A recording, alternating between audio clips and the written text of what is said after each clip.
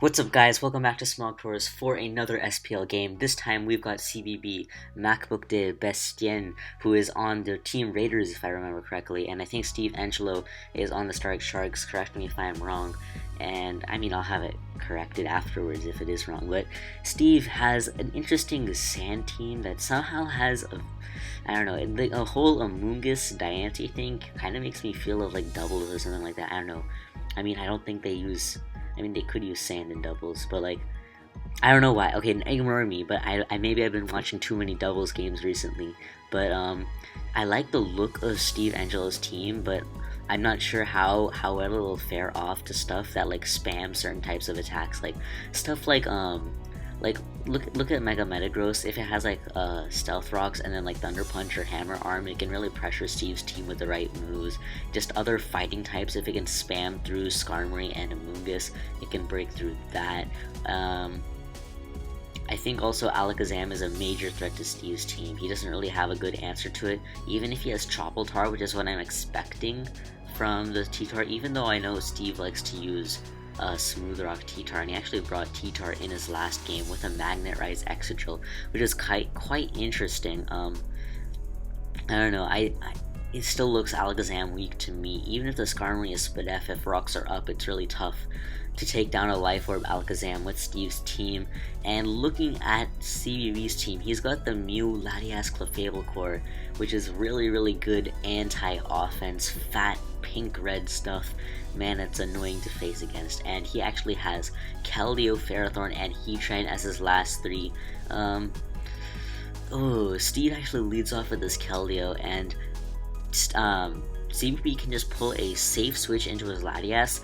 Steve does have the T-Tar, but that doesn't really threaten the Latias, a bulky Mega Latias, as much as it really should. And the real thing is that Steve has a Diancie, and it can bounce back Thunder Waves from a Bolt Beam Mega Latias and really pressure CBB's team. He has a Mew, and if it's SPL, it would be able to take on the Diancie 1v1 by tanking hits, but it has to deal with potential Earth Power drops. Although I think looking at Steve's team, I could see him using HP Fire quite easily, but he does have a bit of a Heatran weakness, especially stuff like Power Herb, Solar Beam. But CBB makes a very nice play right there by going for the Protect. It accounts for Steve trying to pull a double on the Latias, and also just sees whether Steve wants to try to fire off a Scald and burn that Latias. So that works out really well. I mean, it doesn't work out really well for CBB, but it's a very nice play by CBB. That's one thing that why Protect is actually quite useful on some mons in singles, and I actually haven't seen Protect Tran in quite a long time. It has been warranting the use of Taunt and Toxic and Rock Move and or more offensive sets more recently, but on SPL Trans I actually have seen Protect very less. I've seen I've seen Taunt and Toxic and Stealth Rocks and Lava Plume much more often than a Protect somewhere there. But Steve's team looks I mean, if he can get up spikes, I'm assuming he has the spikes on the Skarmory and Stealth Rocks on the T-Tar, then he can pressure with Diancie much more, because he can Diamond Storm Heatran, he can Moonblast, and he can Moonblast 4 out of 6 of CBB's team and HP Fire the Ferrothorn if he has HP Fire. Wow, CBB actually pulls a switch into Mew as Steve tries to pull a double on the T-Tar. Now this kind of works out for Steve, but Mew can easily go for a Will-O-Wisp and burn this thing. Now the interesting thing to note is that CBB has no hazard control. Mew generally don't run Defog, and Latias, Mega Latias usually don't run Defog, although I could very easily see that I could really easily see one of them running it, but CBB does have that Spikes, Ferrothorn, and I'm assuming Roxy Trend thing going on. But T-Tar doesn't really beat Mew 1v1. I think the only thing Steve really has going for him is that he has hazard control with his Excadrill Rapid Spin, and he can set up Stealth Rocks plus Spikes. If CBB actually goes for the Taunt on a Stealth Rocks, that would be absolutely insane, but no, he does not. He just goes straight for the Will-O-Wisp and burns the T-Tar. Now Steve, I mean, what can Skarmory set up spikes on? It can set up spikes on a Clefable, it can set up spikes on the Ferrothorn, And those spikes are the hazards. I think is the only way Steve's gonna be able to win this game. I think is if he can. Sorry about that. If he can win the hazard war, as he does actually go straight to the Diancie. Ouch. I'm not really sure I agree with that one. Now he just loses to Mew. Oh my god, this might just be the game. Oh my god, I don't understand why, Steve. What? Huh? Oh, I understand. So the Diancie had not Mega Evolved yet, so it was not faster than the Mew. So CB actually tries to go for the soft build to stall this Diancie now that it's burned. But, oh wow, so now the Diancie will outspeed the Mew, and if he gets a crit, then this Mew will die, and, yeah, if he gets a crit, then this Mew will die, and that'll be really bad for him. But Steve actually pulls a switch into Keldeo, and this Keldeo is the last thing that's threatening this Mew. As he actually goes for a Scald, does he go for the... He gets the burn! And he goes for the soft boiled, wow. So I was actually thinking that CBB might want to go for the knockoff and remove this Keldeo's choice spec so he can tank its hits much better, but instead he decides to take the burn with the Mew.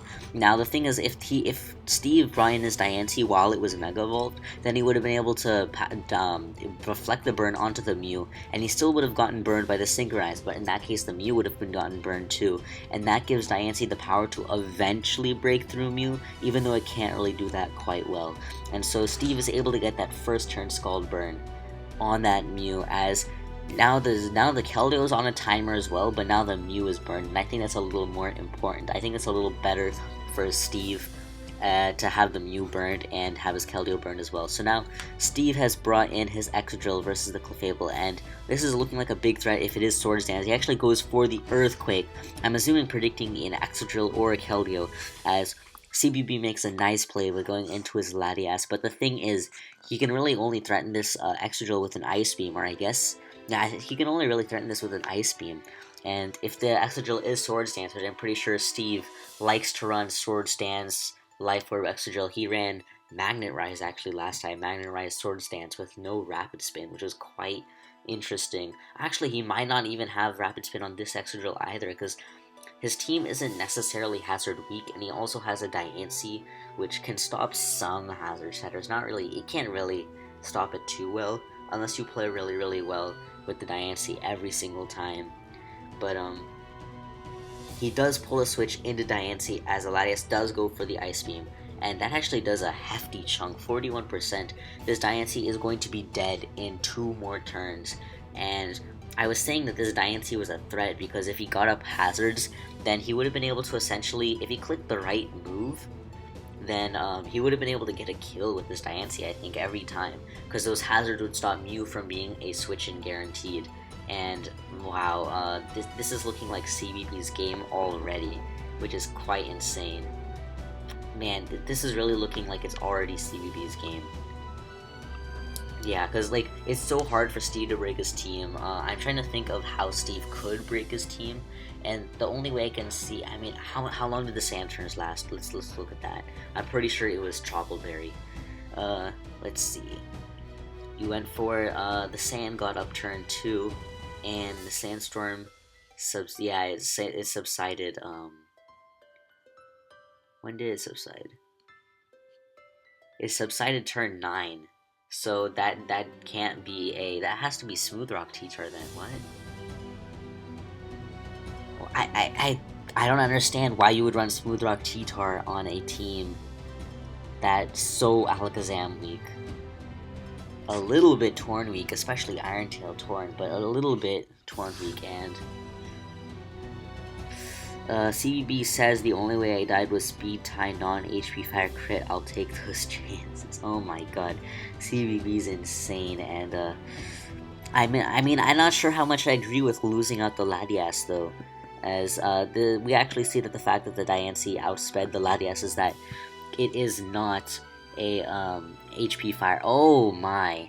Steve brings in his... That was quite... Huh? So I think Steve either tried to bluff...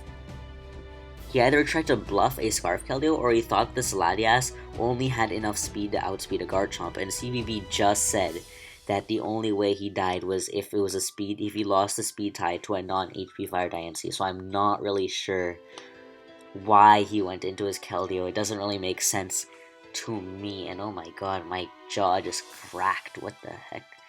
It's like, you know, cracking your knuckles. I just cracked my jaw. What the frick? But oh my god. Okay, so Steve brings in his Excadrill. He's going to be taking. God, what is Steve doing? He looks as if he's just trying to throw this game away. Like, is he gonna he doesn't even sword stance. What is he doing? Does he think he's gonna get rolls that'll kill the Latias? He got a 47% on the first one, this 48 on the next turn. Even if you get higher rolls, this Latias is just live warp stalling the Excadrill, and this thing was like the last chance he had left. The reason I was counting the T-Tar sand turns, oh, he gets a crit. My goodness. He actually got a crit. Wow. So why is he saying sorry? He had to be going for it if he went for it. I don't understand. But the reason I was mentioning that is because I think the only way Steve can win is if he like sword stances with the Excadrill and utilizes the fact that he's a smooth rock T-Tar and has a lot of sand turns and somehow wins. But really, I think it's quite hard for the Excadrill to successfully sword stance. Yeah, really quite hard for the Excadrill to successfully sword stance, and I think it might not even have sword stance because by the fact that it didn't even go for it on the Latias. And I mean, CBB just needs to be careful with this Ferrothorn to not throw that Ferrothorn away or not let Mew get too weak, and he can still take down that Excadrill, but or tank a hit from the Life Orb Excadrill's Earthquake. But he goes for a Skull, gets a burn, balanced move. Goodness gracious. So now this Amoonguss is getting worn down, and the Mew is just setting itself up to be a bigger threat. It is burned actually, so that does have the benefit of the fact that he does not have to taunt the Amoonguss to stop a Spore, which is really quite interesting. And I mean, CBB has to be careful with the way he plays the Mew, because if he pulls the Mew on a double, then he'll take Stealth Rocks and burn, and the leftovers recovery will mean that he's down like 18%, I think. And then if he pulls a switch into Excadrill, that's going to be quite big, but he pulls a switch into T-Tar. I don't think T-Tar was really threatening Mew if CBB wanted to go to Mew there, but oh, well done by CBB. Carefully goes into his Clefable as Steve tries to catch the Ferrothorn with a Fire Blast. Does not work out. And oh my, we see a Flamethrower Clef. It's really not as common right now.